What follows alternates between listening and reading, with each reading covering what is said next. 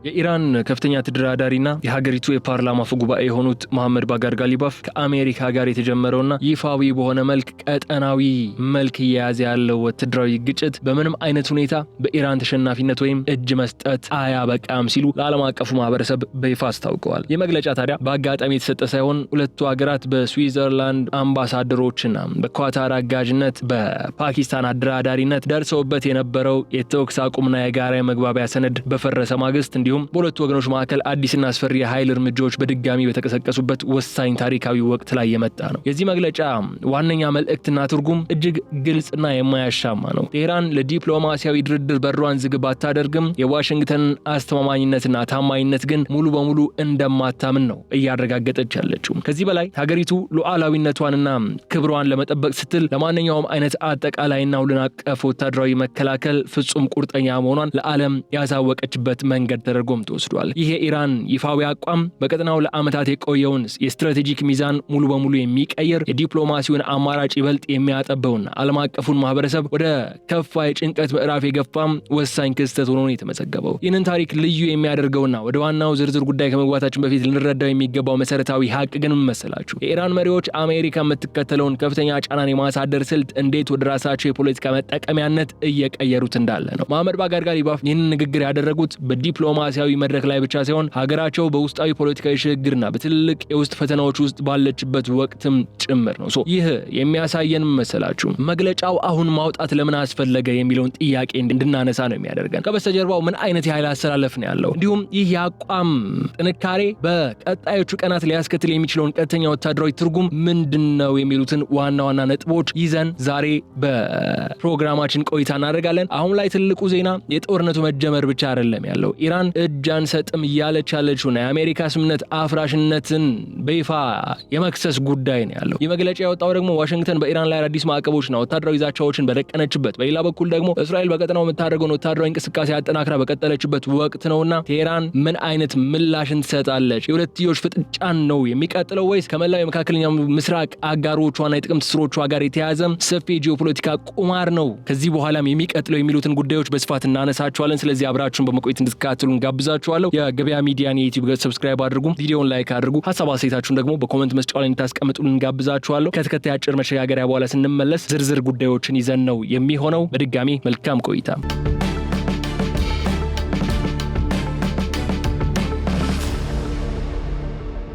ይህ የኢራን ከፍተኛ ተደራዳሪና የፓርላማ አፈ ጉባኤ መሐመድ ባጋር ጋሊባፍ የሰጡት ጠንካራ መግለጫ እንዲሁ ከባዶ ከመሬት የመነጨ አይደለም። መነሻው በአሜሪካና በኢራን መካከል በዚህ ሳምንት የተካሄደውና እጅግ አስደንጋጭ በሆነ ፍጥነት እየተባባሰ የመጣውን የኃይል እርምጃን ተከትሎ ነው። ውጥረቱ የተቀሰቀሰው አሜሪካም በመካከለኛው ምስራቅ ቁልፍ በሆነ የባህር መስመሮች ላይ የሚንቀሳቀሱ የንግድ መርከቦቿ በኢራን ወታደራዊ ኃይሎች ጥቃት ተፈጽሞባቸዋል የሚል ይፋዊ ክስ ካቀረበች በኋላ ነው። ዋሽንግተን ይህንን ክስ ተከትሎ ወታደራዊ እርምጃዎችን ለመውሰድ ጊዜ አልወሰደባትም። ወዲያውኑ የአሜሪካ የጦር አይሮፕላኖች በኢራን ወታደራዊ ይዞታዎችና ስልታዊ ቦታዎች ላይም ተከታታይ ጥቃቶችን ሰንዝረዋል። በአጸፋው ደግሞ ቴህራን ይህንን ድርጊት እንደ ቀጥተኛ የሉዓላዊነት መድፈር በመቁጠር በመካከለኛው ምስራቅ በሚገኙ የአሜሪካ ወታደራዊ ይዞታዎችና ቤዞች ላይ የራሷን የድሮና የሚሳኤል ጥቃቶችን በስፋት ሰንዝራለች። ይህ በሁለቱ ወገኖች መካከል የተደረገውና እስካሁን ድረስ የቀጠለው ቀጥተኛ የኃይል እርምጃዎችን የመውሰድ አዝማሚያ ባለፈው የሰኔ ወር ተደርሶ የነበረውን በርካቶች ሲያደንቁት እንዲቀጥል ሲማጸኑ የነበረውን የተኩስ አቁም ስምምነት የመግባቢያው ሰነድ በአንድ ጀንበር አፈር እንዲበላው ያደረገ ነው። የዚህ ሁኔታ አሳሳቢነት መላው ዓለም ያስጨነቀበት ዋነኛው ምክንያት ደግሞ ይህ ግጭት በሁለቱ ሀገራት መካከል ብቻ የሚቀርብ ባለመሆኑ ምክንያት ነው። ዩናይትድ ስቴትስ የቅርብ ወታደራዊ አጋሯ የሆነችውን እስራኤልን መከላከያ ለማጠናከር እያደረገች ያለውን እንቅስቃሴና ኢራን በቀጠናው ያለዋትን የተለያዩ ወኪል ኃይሎች ወይም የፕሮክሲ ፎርሶች ለማንቀሳቀስ የምታሳየው ፍላጎት ግጭቱ በአንድ ጀንበር ወደ ቀጠናዊ አጠቃላይ ጦርነት የመቀየር ከፍተኛ እድል ይይዛል። ጦርነቱን በአስቸኳይ ማቆም የዓለም አቀፉ ማህበረሰብና የጸጥታው ምክር ቤት ዋነኛ የቤት ስራው ነው። ቢቀጥልም ግን የኢራን መሪዎች ይህንን ፍላጎት እንደ ድክመት ለማሳየት ዝግጁ አይደሉም። መሐመድ ባጋር ጋሊባፍ ባደረጉት ገለጻ ሀገራቸው ሰላምን እንደምትመርጥና ሁልጊዜም ቢሆን ለዲፕሎማሲያዊ መፍትሄዎች ቅድሚያ እንደምትሰጥ ደጋግመው ነው የገለጹት። ሆኖም ግን ይህ የሰላም ፍላጎት ክብራቸውን፣ ብሔራዊ ጥቅማቸውንና ታሪካዊ ሉዓላዊነታቸውን ለአሜሪካ ፍቃድ አሳልፈው እንዲሰጡ እንደማያስገድዳቸው ነው በጽኑ እያስገነዘቡ ያሉት። ኢራን የምታስተላልፈው መልእክት እጅግ ግልጽ ነው እየሆነ የመጣው። በአንድ እጃችን የድርድር ሰነድ፣ በሌላ እጃችን ደግሞ የጦር መሳሪያ ይዘን ነው የቆምነው። አሜሪካ በኃይል ልትገዛን ልታንበረከን የምታደርገው ሙከራ እስከ መጨረሻው እንመክተዋለን ነው ያሉ። ይህ በሁለቱ ኃያላን መካከል የተፈጠረው የጠበቀ ፍጥጫ በቀጣይ ቀናት የነዳጅ ገበያውን ጨምሮ በዓለም አቀፍ የንግድ መስመሮች ላይ ሊያስከትል የሚችለውን ቀውስም እያሳየን ይገኛል። አሁን ጥቃቶቹ በየብስና በባህር ላይ ለጊዜው ቆም ቢሉም የሁኔታው አሳሳቢነት ግን ከቀን ወደ ቀን እያደገ ነው እየመጣ ያለው። ይህ በአሁኑ ወቅት የምናየው ፍንዳታና የጦርነት ዳመና ከመከሰቱ ከጥቂት ሳምንታት በፊት በስዊዘርላንድ ምድር ላይ ዓለም አቀፍ ትኩረትን የሳበ አንድ እጅግ ሚስጥራዊና ከፍተኛ ዲፕሎማሲያዊ ስብሰባን ተካሂዶ እንደነበረውን መረጃዎች እየወጡ ነው ያሉት። ይህንን ስብሰባ በማመቻቸትና በሁለቱ ቀንደኛ ጠላቶች መካከል የሐሳብ ልውውጥ እንዲኖር በማድረግ ረገድ ደግሞ የፓኪስታንና የኳታር መንግስታት እንደተለመደው ዲፕሎማሲያዊ አጋዥነትን አበርክተዋል። ላቅ ያለ አጋዥነት። በዚህ ታሪካዊ መድረክ ላይ ነበር የኢራኑ ከፍተኛ ተደራዳሪና የፓርላማ አፈ ጉባኤው መሐመድ ባጋር ጋሊባፍና የአሜሪካው ምክትል ፕሬዚዳንት ጄዲ ቫንስ ፊት ለፊት ተገናኝተው የአገሮቻቸውን ቀይ መስመር ለማስመር ሞክረው የነበረው የሚሉ መረጃዎችም የተለያዩ ምንጮች እያወጡ ነው ያሉት። በዚህ ፊት ለፊት ውይይት ላይ የተከሰተው ክስተት ግን የዲፕሎማሲውን ዓለም ጉዞ በሙሉ የቀየረ ነበር። የኢራኑ ተደራዳሪ መሐመድ ባጋር ጋሊባፍ ለአሜሪካው ምክትል ፕሬዚዳንት በግልጽና ፊት ለፊት እንደነገሯቸው ከሆነ ኢራን በዋሽንግተን አስተዳደር ላይ ፍጹም የሆነ እምነት የላትም። የንግግር በዲፕሎማሲያዊ ጨዋነት ግን የተሸፈነ ሳይሆን የሁለቱን ሀገራት ጥልቅ የታሪክ ቁስልና የጥርጣሬ ገደል በይፋ ያሳየ ክስተት ነበር። ኢራን አሜሪካን የምታየው ቃሏን እንደማታከብርና ስምምነቶችን በፈለገችው ጊዜ የምታፈርስ ሀገርን አድርጋ ነው። ይህ በመሆኑ ደግሞ ስብሰባው ከመጀመሪያውኑ በጋራ መተማመን ላይ የተመሰረተ አልነበረም ነው እየተባለ ያለው። ሜቢ ይህ በሚስጥር ተካሂዷል እየተባለ ያለው ስብሰባ በስዊዘርላንድ ተካሂዶ የነበረው ቴክኒካል ድርድሮች ጎን ለጎን ሊሆን ይችላል የሚሉ ሐሳቦችም እየተነሱ ነው ያሉት። የጄዲ ቫንስና የአሜሪካ ልዑክ ቡድን በበኩላቸው ኢራን በቀጠናው የምታደርገውን ጦርነት፣ ስፖንሰርሺፕና የንግድ መርከቦች ላይ የምታደርገውን ጫና እንድታቆም ካልሆነ ግን ከባድ ወታደራዊና ኢኮኖሚያዊ ዋጋ እንደምትከፍል ጠንካራ ማስጠንቀቂያቸውን ሰጥተው ነበር ተብሏል። የአቀራረብ በሁለት መሪዎች መካከል ያለውን ውጥረት ይበልጥ ያበረታው እንጂ መፍትሄ ሊያመጣ እንዳልቻለም ተገልጿል። አሁን በርካታ ዲፕሎማቶችና ተንታኞች እያመላከቱ ያሉት ይህ ግንኙነት በሰላም ፍለጋ ላይ የተመሰረተ ሳይሆን እያንዳንዱ ወገን የራሱን ጥቅም ለማስከበርና የኃይል ሚዛኑን ወደ ራሱ ለመሳብ ያደረገው ስልታዊ ጠንካራ የፖለቲካ ግብግብ ነበር የነበረው። አሁን ላይ እየታዩ ያሉ የጦርነት ክስተቶች የሚመሰክሩት ያ በስዊዘርላንድ የተደረገው ጥረት ፍሬ ሳያፈራ የቀረው ሁሉም ወገን የራሱን ጥቅም ለማስከበር ብቻ መሰረት አድርጎ እየተንቀሳቀሰ ነው ያለው የሚለው ነጥብ ስለሚነሳ ነው። በጄዲ ቫንስ የቀረበው የአሜሪካ ጥብቅ አቋምና በኢራን በኩል የሚታየው ፍጹም አለመተማመን ዲፕሎማሲው እንዲከሽፍና የጦር መሳሪያዎች እንዲናገሩ በር ከፍቷል። ይህ ክስተት የሚያሳየው ደግሞ መካከለኛው ምስራቅ ሰላምን ማውረድ የቃላት ስምምነት ፌርማና ኤምኦዩ ብቻ ሳይሆን ጥልቅ የሆነውን የስነ ልቦናና የፖለቲካ ጥርጣሬ መስበርን የሚጠይቅ ስለመሆኑ ነው። የአዲስ ስትራቴጂካዊ ፍልስፍናና የወቅቱን ቀውስ ለመረዳት ደግሞ እጅግ ወሳኝ የሆነ መሰረት መመልከት አለብን።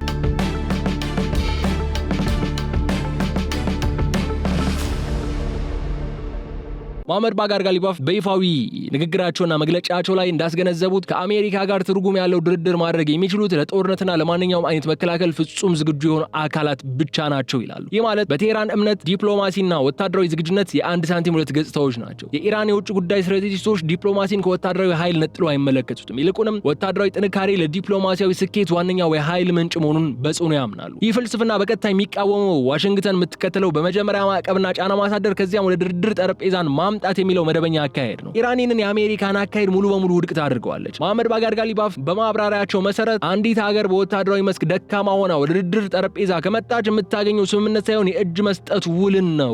ኢራን ጦርነትን እንደማትፈልግና ለቀጠናው መረጋጋት እንደምትሰራ ብትገልጽም በሀያላን ሀገራት ፊት ተንበርክኮ ከመደራደር ይልቅ ግን የኃይል ሚዛንን በአግባቡ ጠብቆ የመነጋገር ስልት ብቸኛውና አማራጭ የሌለው መንገድ መሆኑን ታረጋግጣለች። ይህ ፍልስፍና በኢራን ወታደራዊ አመራሮች ዘንድ ትልቅ ቦታ የተሰጠው ጉዳይ ሆኗል። ሀገሪቱ ለምን የሚሳኤል ድሮን አቅሟን ለማቋረጥ እንደምታሳድግም የዚሁ ፍልስፍናቸው ማሳያ ነው። መሐመድ ባጋር ጋሊባፍም ለዓለም አቀፉ ማህበረሰብ እያስተላለፉት ያሉት መልእክት አሜሪካ ዲፕሎማሲን እንደ ወታደራዊ ማስገደጃ መሳሪያ ልትጠቀምበት አትችልም። ኢራን የምትደራደረው ከአቅም በላይ በሆነ ጫና ተሸንፋ ሳይሆን የራሷን መከላከያ ሙሉ በሙሉ ባረጋገጠችበትና የአሜሪካን ጥቃት መመከት በምትችልበት የጥንካሬ መንፈስ ላይ ቆማ ብቻ እንደሆነ ነው በግልጽ እየተናገሩ የሚገኙ። ይህ የአቋም ለውጥ በቀጣዩ የዲፕሎማሲ ሂደት ላይ ትልቅ ተጽዕኖ ማሳደሩ ግን አይቀሬ ነው። ዋሽንግተን ከቴህራን ጋር ለመነጋገር ከፈለገች በመጀመሪያ የኢራንን ወታደራዊ አቋምና ዝግጁነት ከግምት ውስጥ ማስገባት እንዳለባት ነው አስገዳጅ ሁኔታዎች እየተፈጠሩ ያሉት። ከጥቂት ሳምንታት በፊት በዋሽንግተንና በቴህራን መካከል በስዊዘርላንድ የተካሄዱት ንግግሮች በመካከለኛው ምስራቅ ለወራት ዘልቆ የነበረውና ዓለምን ስጋት ላይ ጥሎ የነበረውን ከፍተኛ የሆነውን ውጥረት በከፊልም ቢሆን ያረግባሉ ተብሎ ትልቅ ተስፋ ተጥሎባቸው ለጥቂት ሳምንታትም አርግበውት ነበር። ይህ ስምምነት ሁለቱም ወገኖች የኃይል እርምጃዎች እንዲቀንሱ፣ የንግድ መርከቦች በሰላም እንዲጓዙና ተጨማሪ ዲፕሎማሲ በሮች እንዲከፈቱ የሚያስገድድ ፍሬምወርክ የያዘ ነበር። ይሁን እንጂ ይህ ስምምነት እድሜው እጅግ አጭር ሆኖ ነው የቀረው። የኢራኑ ከፍተኛ ተደራዳሪ መሐመድ ባጋር ጋሊባፍ ባደረጉት ይፋዊ ንግግር አሜሪካ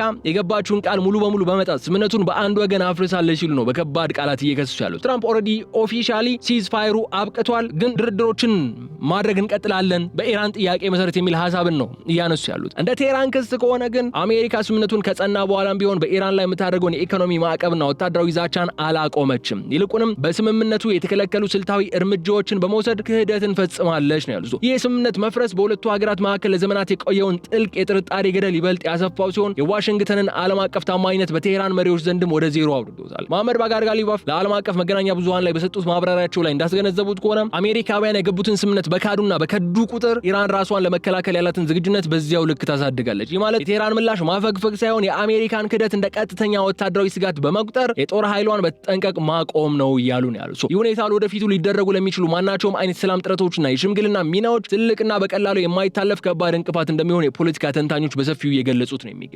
ይህ የስምምነቱ መፍረስ ያስከተለው ትልቁ መዘዝ በሁለቱ ሀያላን መካከል ያለውን የቃላት ጦርነት ወደ ቀጥተኛ ወታደራዊ ፍጥጫ ማሸጋገሩ ነው። ኢራን አሜሪካን አማኝ ያልሆነች ሀገር አድርጋን በመፈረግ ከእንግዲህ በሰነዶች ላይ ብቻ የተመሰረተ ስምምነትን እንደማይገዛትና ዋስትና የሚሆነው የራሷ ወታደራዊ አቅም ብቻ መሆኑን በተግባር ለማሳየት ነው እየጣረች የምትገኘው። ይህ ታሪካዊ ፍጥጫ ይበልጥ ውስብስብና አደገኛ የሚሆነው ደግሞ ክስተቶች እየተፈጠሩ ያሉት ኢራን በውስጥ ታሪኳ እጅግ ስስና ወሳኝ በሆነ የፖለቲካ ሽግግር ወቅት ላይ ባለችበት ወቅት በመሆኗ ነው። የሀገሪቱ የሃይማኖትና የበላይ መሪ የነበሩት አያቶላ ሰይድ አሊ ኻሜኔ ከዚህ ዓለም ማለፋቸውን ተከትሎ የቀብር ስነ ስርዓታቸው በተካሄደ ማግስት በሀገሪቱ በአሁኑ ወቅት አዲስ መሪ ሆነው የተተኩት ሞጅታባ ኻሜኔ በይፋ በህዝብ ፊት አለመታየታቸው እያጫረ ያለው ጥያቄ አለ። እስከዛሬ ድረስ በይፋ በህዝብ ፊት ሳይቀርቡ ነገር ግን ኦፕሬሽናል የሆኑ የመሪነት ስራዎችን ሲሰሩ ነበር ተብሏል። ግን የበርካታ የአርጂሲ ኮማንደሮች ሳይቀር ከተደበቁበት ብቅ ብለው ለአያቶላ ሰይድ አሊ ኻሜኔ ሽኝትን ሲያደርጉ በቀብር ስነ ስርዓቶቻቸው ላይ ሲሳተፉ ሞጅታባ ኻሜኔ ከተደበቁበት ሊወጡ አልቻሉም። ሞጅታባ ኻሜኔ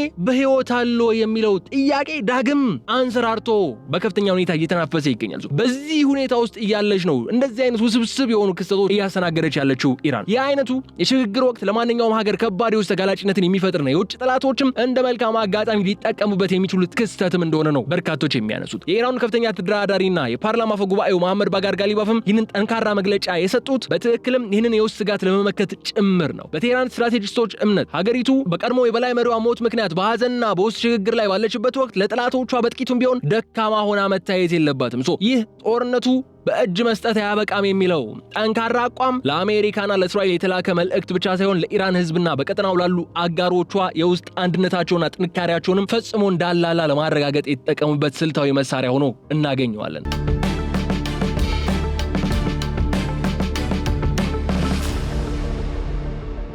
ይህ በቴህራን ያሉ ወግ አጥባቂና ወታደራዊ መሪዎች ይህንን የውጭ ጫና የውስጥ ፖለቲካዊ ስልጣናቸውን ለማጠናከርም እየተጠቀሙበት ነው ያሉት። ሀገሪቱ የገጠማትን የበላይ መሪዋ ሞትና አዲሱ የበላይ መሪዋ በአደባባይ ወጥተው ህዝባቸውን ማጽናትና ማጀገን በተሳናቸው በዚህ ሰዓት በህዝቡ ውስጥ ሊፈጠር የሚችለውን የሀሳብ መከፋፈልን ለመግታት የጋራ ጠላት ስጋትን ከፍ አድርጎ ማሳየት የፖለቲካ አንድነትን ለመፍጠር ሁነኛ መንገድ ሆኗል ነው ተብሎ የታመኑ የውስጥ ሀዘኑና የውጭ ወታደራዊ ጫና በአንድ ላይ መጣጣማቸው በቴህራን ውሳኔ ሰጪዎች ላይ ያለውን ኃላፊነትና ጫና እጅግ እንዲያድግ ያደርገዋል። ይህ የውስጥ ፖለቲካዊ እውነታ ኢራን ወደፊት ለምታደርጋቸው ማናቸውም ድርድሮች የምትይዘውን አቋም ይወስነዋል። አዲሱ የሀገሪቱ አመራር ራሱን ለማጠናከር ሲል ይበልጥ ጠንካራና የማይበገር የፖለቲካ መስመርም ሊከተል እንደሚችል ይገመታል። የኢራኑ ከፍተኛ ተደራዳሪ መሐመድ ባጋር ጋሊባፍ ጦርነቱ በእጅ መስጠት አያበቃም ሲሉ ለሰነዘሩት ጠንካራ የሆነ መግለጫ ከዋይት ሃውስ የተሰጠው ምላሽ ደግሞ የተወሳሰበና ድብልቅ ስልትን የያዘ ነው። ፕሬዚዳንት ዶናልድ ትራምፕ በሰጡት ይፋዊ መግለጫ ቀደም ሲል በስዊዘርላንድ ንግግሮች የተደረጉበት በኢስላማባድ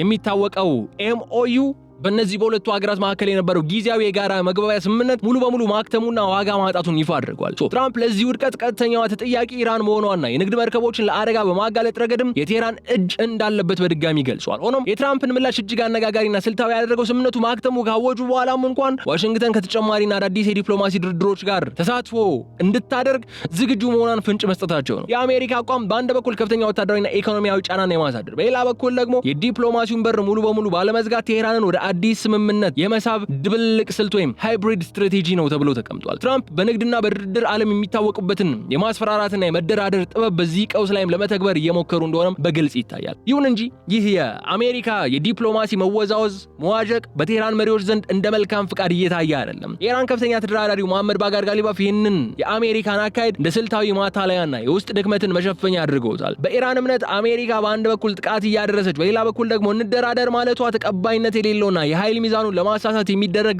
ቁማር ነው ብለው ይገልጹታል።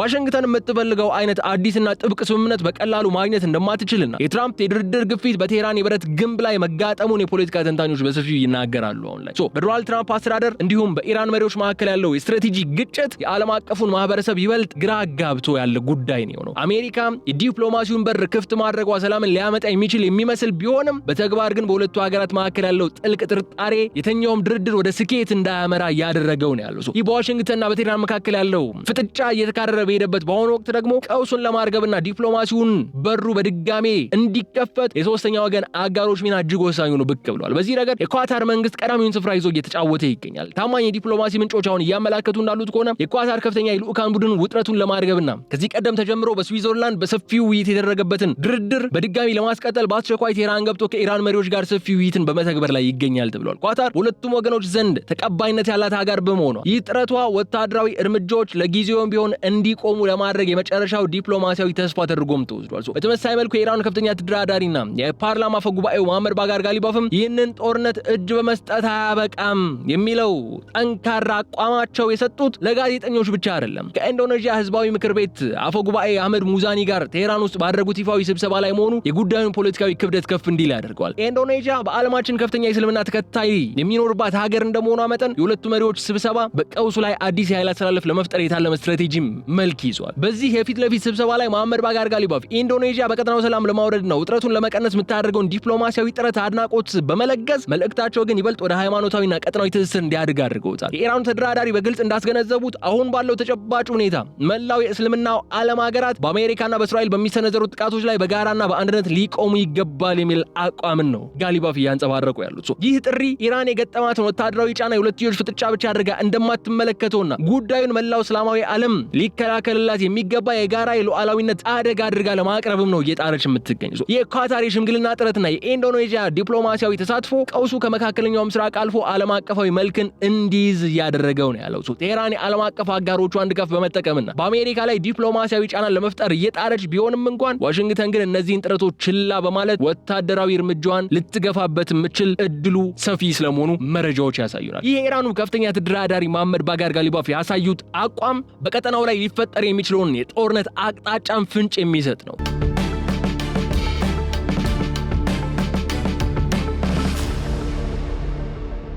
ኢራን በአሁኑ ወቅት የያዘችውና በተግባር እየተንቀሳቀሰችበት ያለው ስትራቴጂ አጠቃላይ መከላከል ወይም ኦል አውት ዲፌንስ በመባል የሚታወቅ ነው። ይህ ስትራቴጂ የሚቀረጸው ደግሞ እንዲሁ በወታደራዊ ግንባር ላይ ብቻ የሚደረግን ጦርነት ታሳቢ በማድረግ አይደለም። ይልቁንም በአንድ ሀገር ላይ ሊሰነዘሩ የሚችሉትን የኢኮኖሚ ማዕቀቦች፣ የፖለቲካ ማግለሎች፣ የሳይበር ጥቃቶችን፣ የሚዲያ ፕሮፓጋንዳዎችንና ወታደራዊ እርምጃዎችን በአንድ ላይ አጣምሮ የመቋቋምና የመመለስ የተቀናጀ ብቃት መሰረት ያደረገ ነው። የኢራን ብሔራዊ ደህንነት ሹማምንትና ወታደራዊ አመራሮች በሰጡት ተከታታይ ማስጠንቀቂያ መሰረት አሜሪካ ወይም እስራኤል በሀገሪቱ ስልታዊ የመሰረተ ልማት አውታሮች፣ በነዳጅ ማጣሪያዎች ወይም በኒውክሌር ተቋማት ላይ ጥቃት ለመሰንዘር ከሞከሩ የሚገጥማቸው የአጸፋ እርምጃ ከዚህ ቀደም ታይቶ የማይታወቅና እጅግ አስከፊ ነው የሚሆነው። ኢራን ይህንን ስትራቴጂ የምትከተለው የኃይል ሚዛኑን ጠብቃ ለመቆየትና ጠላቶቿ ጥቃት ከመሰንዘራቸው በፊት የኪሳራውን ስሌት እንዲያስቡት ለማድረግ ነው። የወደፊቱ ወታደራዊ ትንበያ የሚያሳየው ደግሞ ምን መስላችሁ? ይህ ፍጥጫ ወደ ቀጥተኛ ጦርነት ካመራ ግጭቱ በሁለቱ ሀገራት ድንበር ላይ ብቻ የሚወሰን አይደለም። የቴህራን አክሲስ ኦፍ ሬዚስታንስ የተባለው ጥምረት በመካከለኛው ምስራቅ በተለያዩ ሀገራት በሚገኙት የፕሮክሲ ኃይሎች አማጽያና የታጠቁ ቡድኖች በቀጥታ ወደ ጦርነቱ እንደሚገቡ ነው የሚጠበቀው። ይህ ማለት ከሊባኖስ እስከ የመን፣ ከኢራቅ እስከ ሶሪያ ያሉ ቀጠናዎች በአንድ ጊዜ ለአሜሪካና ለአጋሮቹ ጦር ግንባር ይሆናሉ ማለት ነው። ይህ አይነቱ አጠቃላይ ቀውስ ደግሞ የዓለም አቀፉን የኃይል አቅርቦትና የባህር ላይ ንግድ ሙሉ በሙሉ ሽባ የማድረግ አቅም ያለው ነው። ኢራን አሁንም እየገለጸች ያለችው ይህንን አጠቃላይ የመከላከል ስትራቴጂ የምትጠቀመው ጦርነት ናፋቂ ስለሆነች ሳይሆን ክብሯን አስጠብቃ ለመኖር ምርጫ ስለሌላት በመሆኑ ነው እየተባለ ያለው። ጋሊባፍ እያረጋገጡት ያሉት ኢራን ወታደራዊ ዝግጁነት አስተማማኝ መሆን በአሜሪካ በኃይል የማስገደድ ስልቷን እንድትቀይር የሚያስገድድ ዋነኛው ነጥብ ነው እያሉ ያሉ። እስካሁን ባነሳናቸው መረጃዎች መሰረት በዋሽንግተንና በቴህራን መካከል እየተካሄደ ያለው ይኸው ግብግብ ተራ ወታደራዊ ግጭት ብቻ አይደለም። በቀጠናው ላይ አዲስ የኃይል ሚዛን ለመፍጠር የሚደረግ የታላቅ ኃይላት ስልታዊ ጦርነት ነው። ኢራን ከፍተኛ ተደራዳሪውና የፓርላማ አፈ ጉባኤው መሐመድ ባጋር ጋሊባፍ በይፋዊ መግለጫቸው ላይ ያስገነዘቡት ታሪካዊው ሀቅ ጦርነቱ ምንም ያህል ቢረዝምና ቢከብድም እንኳን ፍጻሜው በምንም አይነት ሁኔታ የኢራንን ተንበርካኪነት ወይም እጅ መስጠትን እንደማይሆን ነው እየገለጹ ያሉት። የአቋም ቴህራን ከአሜሪካ ጋር ያላትን ግንኙነት በምንም አይነት የጥንካሬ መንፈስ ላይ ሆና እንደምትመራው ያሳየም ትልቅ ማሳያ ተደርጎ እየተቆጠረ ነው ያለው። በዚህ የዛሬው ሰፋ ያለው ቆይታችን እንደተመለከትነው ደግሞ በስዊዘርላንድ፣ በኢስላማባድ፣ በሌሎች በኳታር ሲካሄዱ የነበሩት የዲፕሎማሲ ሂደቶች መክሸፋቸው፣ የአሜሪካው ፕሬዝዳንት የያዙት ጥብቅ አቋም፣ የትራምፕ ዲፕሎማሲያዊ ሂደት እንዲሁም የኢራን አዲስ የድርድር ፍልስፍና ሁሉም ተዳምረው ቀውሱን ይበልጥ እያወሳሰቡት ነው ያሉት። በተለይ የኢራን የውስጥ ፖለቲካዊ ሽግግርና የሞጅታባ ኻሜኔ ጉዳይ ሀገሪቱ በውጭ ዲፕሎማሲዋ ላይ ይበልጥ ጠንካራ የማይበገር መስመር እንድትከተል ያስገዳት ዋናው ምክንያት መሆኑ የሚያሳዩ ነጥቦች እየተመለከትን ያለ ነው። ይሁን እንጂ የዲፕሎማሲው በር ሙሉ በሙሉ ግን እንዳልተዘጋ ደግሞ መገንዘብ አለብን። እንደ ኳታር ያሉ ቀጠናዊ አምባሳደሮች ውጥረቱን ለማርገብ ቴህራን ድረስ በመጓዝ እያደረጉት ያለው የሽምግልና ጥረት እንደ ኢንዶኔዥያ ያሉ ዓለም አቀፍ ኃይሎች ሰላም ለማውረድ የሚያሳዩት ፍላጎት ምናልባትም ሁኔታዎችን ወደ አዲስ የድርድር ጠረጴዛ ሊመለሱ የሚችሉበት ተስፋዎች አሉ። ነገር ግን ይህ ተስፋ ሊሳካ የሚችለው አሜሪካ በኢራን ላይ የምታደርገውን የኃይልን ተጠቅሞ የማስገደድ ስልትን ስትቀይርና የቴህራንን ብሔራዊ ሉዓላዊነት በተግባር ስታከብር ብቻ መሆኑ አሁን የኢራን መሪዎች እያስገነዘቡት ያሉ መሰረታዊ ቅድመ ሁኔታ ሆኖ ተቀምጧል። በአጠቃላይ ግን በመካከለኛው ምስራቅ እየታየ ያለው ክስተት የዓለማችንን የሰላምና የደህንነት አወቃቀር የሚፈትን ነው። የኢራን አጠቃላይ መከላከል ስትራቴጂና የአሜሪካን ማክሲመም ፕሬሸር ፖሊሲ ፊት ለፊት መጋጨታቸው በቀጣዮቹ ጊዜያት ምን አይነት አዲስ ታሪክ ሊፈጠር እንደሚችል መላው ዓለም በጥንቃቄ ሊከታተሉ የሚገባ ጉዳይ ነው። ለምን የአሜሪካና የኢራን ጉዳይ ዛሬ ሰላም ሆነ ስትለው ነገ የሚፈነዳ ነገ ፈነዳ ስትለው በነጋታው የሚያቆም አይነት ጉዳይ ነው። ግን እነዚህ ሁሉ ነገሮች ብለው መጥተው at the end of the day በሰላማዊ መንገድን ካልሆነ አሁን ሁለቱም ኃይሎች እየተከተሉት ባሉት መንገድ መፍትሄ ሊያገኙ የሚችሉ ጉዳዮች አይደሉም። ሆርሙዝ በምንም አይነት ሁኔታ በወታደራዊ ኃይል ማስከፈት እንደማይቻል በተደጋጋሚ ባለፉት 4 እና ከዚያ በላይ ወራት የተመለከትነው ጉዳይ ሆኗል። ኢራንን በተደጋጋሚ በመደብደብ ኢራንን መንግስት መገልበጥ፣ የኢራንን ወታደራዊ ኃይል ማዳከምና ማንበርከክ እንደማይቻል አሜሪካ በሂደት እያየችው የመጣችው ጉዳይ ነው። አማራጩ ምንድነው? አማራጩ ከዚህ ቀደም በኢስላማባድ በስዊዘርላንድ እንደተደረገው ሁሉ በጠረጴዛ ዙሪያ ቁጭ ብሎ ንግግር ማድረግ ነው። ግን ንግግር ተደርጎ ኤምኦዩ ተፈርሞ ነገሮች ጥሩ እየሄዱ በነበሩበት በ60 ቀናት ውስጥ የመጨረሻው ስምምነት ላይ ይደርሳሉ ተብሎ በሚጠበቅበት በዚህ ሰዓት በዚህ መልኩ ሌላ ጦርነት አገርሽቶ ኤምኦዩ አበቃለት መባሉ ደግሞ በጣም የሚያሳዝነው የሂደቱ አካል ነው። ኤምኦዩ ትራምፕ አበቃለት ከዚህ በኋላ ሲዝፋየር የሚባል በመካከላችን የለም ግን እንነጋገራለን ሲሉ ከዚህ በኋላ አሜሪካና ኢራን ወደ ፌዝ 1 ነው የሚመለሱት ማለት ነው። ከዚህ በኋላ ኳታር እያደረገችው ያለውን ጥረት ተሳክቶ ሁለቱ ሀገራት ወደ ድርድር ወደ ንግግር የሚመለሱ ከሆነ እንደ አዲስ ኤምኦዩ ላይ ነው የሚነጋገሩት። እነዚህን ጉዳዮችን እናሟላና በቀጣዮቹ ቀናት ደግሞ ስለዚህ ጉዳይ እንወያያለን የሚለው መጀመሪያ ላይ በፓኪስታን አሸማጋይነት የደረሱበት ስምምነት አይነት አለ አይደል? ይሄ 14 አካባቢ ነጥቦች ያሉት ስምምነት እሱ ስምምነቱን ቮይድ ተደርጓል፣ አይሰራም። አሁን ስምምነት እንደ አዲስ እንደዛ አይነት ስምምነትን ተስማምተው ከዛስ ከሱም ስምምነት መሰረት አድርገው ደግሞ በቀጣይ ሌሎች ስምምነቶች ላይ ሌሎች ድርድሮች ላይ ከማዕቀብ ማስነሳት ከነዳጅ ሽያጭ ጋር በተያዘ ከዩራኒየም ፕሮዳክሽን ጋር በተያዘ ከፕሮክሲ ኃይሎች ጋር በተያዘ ከሚሳኤል ፕሮጀክቶቿ ጋር በተያዘ እንደ አዲስ ወደ መነጋገር ነው የሚመለሱ። ባክ ቱ ስኩዌር ዋን እንደሚሉት እንደዛ ነው። እቺ የሁለት ቀኗ ግጭት እንዲሁ ተራ 2 ቀን ተተኳክሰው ከዛ በኋላ አይንቶ ደግሞ ተባብለው ወደ ሰላም እንዲመጡ ያደረገች ቀናትና ግጭት አይደለችም። እቺ የሁለት ቀኗ ግጭት ኤቭሪቲንግ ወደ ዜሮ እንዲመለስ ያደረገች ግጭት ነው የሆነችው።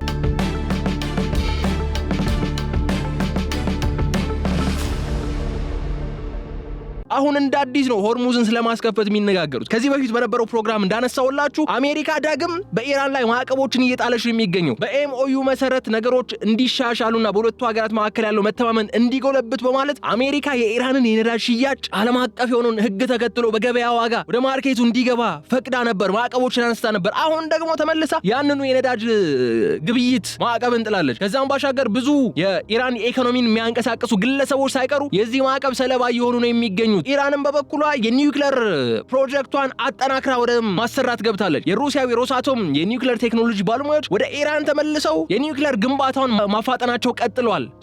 ኤቭሪቲንግ አሁን ወደ ነበረበት ነው እየተመለሰ ያለው። ያበቃለታል በ60 ቀናት ውስጥ የመጨረሻው ፋይናል ዲል ይፈረማል ተብሎ በሚጠበቅበት ሰዓት አሁን ነገሮች ሁሉ ተባብሰው ዳግም ጦርነት የሚሸት ድባብ እንድንመለከት የባሰውን ጦርነት እንድናይ የሚያደርጉ ምልክቶችን እያስተዋልን እንገኛለን። ለዚህ ሁሉ ደግሞ ነገሮችን በጉልበት ለማስፈጸም የሚደረጉ ጥረቶች ኢራን ሆርሙዝን በጉልበቷ ለማስከበር ከሷ መመሪያዎች ውጪ ሆርሙዝን ለመተላለፍ ለማቋረጥ የሚሞክሩ መርከቦችን ለመምታት በምታደርገው ጥረት አሜሪካ ደግሞ ይህንን እንቅስቃሴ በጉልበት ለመቅጣት የምትሄድበት ርቀት ነገሮች እንዲባባሱና ወደ ጦርነት እንዲመለሱ ነው እያደረጉ የሚገኙት። ለዚህ ሁሉ ግን ቀላል መፍትሄ ነበር። በድርድሩ ወቅት እኮ በሆርሙዝም ሆነ በሌሎች መንገዶች ላይ ለሚፈጠሩ አለመግባባቶች ቀጥታ ተገናኝቶ ሊነጋገሩ የሚችሉበት መንገዶች ተመቻችቶ ነበር። ግን አሜሪካም ኢራንም እነዚያን መንገዶች ከመጠቀም ይልቅ በጉልበት ነገሮችን ለማስፈጸምና ለማሳካት የሚደረጉ ጥረቶች አይለው ቀጥለዋል። በዚህም አለበዛ ግን አሁን በዛሬው የሊጥ ንቅር ፕሮግራማችን ሙሉ ትኩረት ሰጥተን ስናነሳው እንደነበረ ኢራናውያንና ጋሊባፍ እኛን አንበርክካችሁ ጦርነቱን ለመቋጨት እያሰባችሁ ከሆነ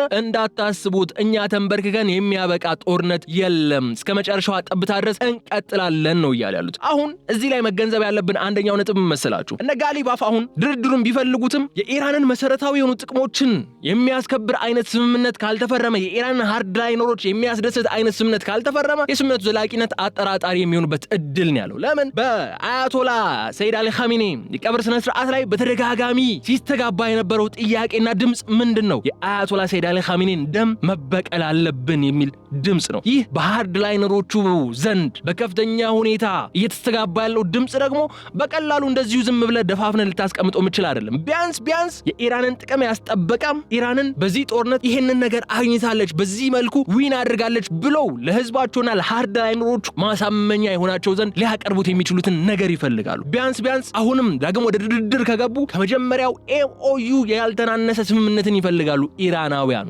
በቀጣይ አሜሪካ እንደዛ አይነት ስምምነት ለመስማማት ለመፈራረም ፍቃደኛ ሆና ትመጣለች ወይ ከተባለ ደግሞ እሱ ራሱ ሌላ ጥያቄ ነው። የመጀመሪያው ስምምነት ብዙ ፈተናዎችን አልፎ ነበር ሊፈረም የበቃው። እንዳልነው ደግሞ በተደጋጋሚ ከዚህ በፊት በነበሩ ፕሮግራሞቻችን እንዳነሳነው ደግሞ መቀጠል አልቻለም። በመሃል ላይ ግማሽ ጊዜ እንኳን አልተጓዘም። ለ60 ቀናት አይደል የነበረው ስምምነቱ? 60 ቀናትም አልቆየም። ግማሹም ሳይሄድ አንድ ወርም ሳይሞላው ነው ወደ እንደዚህ አይነት ፌዝ የመጣውና እንደዚህ አይነት ስምምነታውን ዳግም ሊፈረም የሚችልበት እድል በጣም ዝቅ ያለ፣ ጦርነት ሊጀመር የሚችልበት እድል ደግሞ በጣም ከፍ እያለ እየመጣ ያለበት ሰዓት ላይ ነው የምንገኘው። በዚህም አለበዛ ግን በቀጣይ ቀናት የሚኖሩ አሁን ኢራንና አሜሪካም ለመነጋገር ተስማምተዋል። ለዛውም ነው ለጊዜው ጥቃቶች ጋብ እንዲሉ የተደረገውና በቀጣይ ሰዓታትና ቀናት የሚፈጠሩ ንግግሮች ምናልባትም አውዳሚ ደም አፋሳሽና አሰቃቂ የሆነን ጦርነት ሊያስቀሩ ወይም ደግሞ ያንን አውዳሚ ደም አፋሳሽና አሰቃቂ የሆነውን ጦርነት እንዲጀመር የማስጀመሪያ ፊሽካውን የሚነፉ ሊሆኑ እንደሚችሉ የሚጠበቅ ነው በማለት የዕለቱን የልዩ መሰናዶአችንን ቆይታ እዚህ ላይ እንቋጫለን። የተከበራችሁ የገበያ ሚዲያ ተከታታዮቻችን አብራችሁን በመቆየት ስለተከታተላችሁን እጅግ አድርገን እናመሰግናለን። በቀጣይ በሌላ ቪዲዮ በሌላ ፕሮግራም መልሰን እንመጣለን። እስከዚያ ድረስ ግን አብራችሁን ስለቆያችሁ እጅግ አድርጌ አመሰግኜ እዚህ ጋር ሰናበታችኋለሁ። የገበያ ሚዲያን የዩቲዩብ ገጽ ሰብስክራይብ አድርጉ፣ ቪዲዮውን ላይክ አድርጉ፣ ሐሳብ አስተያየታችሁን ደግሞ እንደተለመደው በኮሜንት መስጫው ላይ አስቀምጡልኝ በማለት ሰናበታችኋለሁ። ሰላም።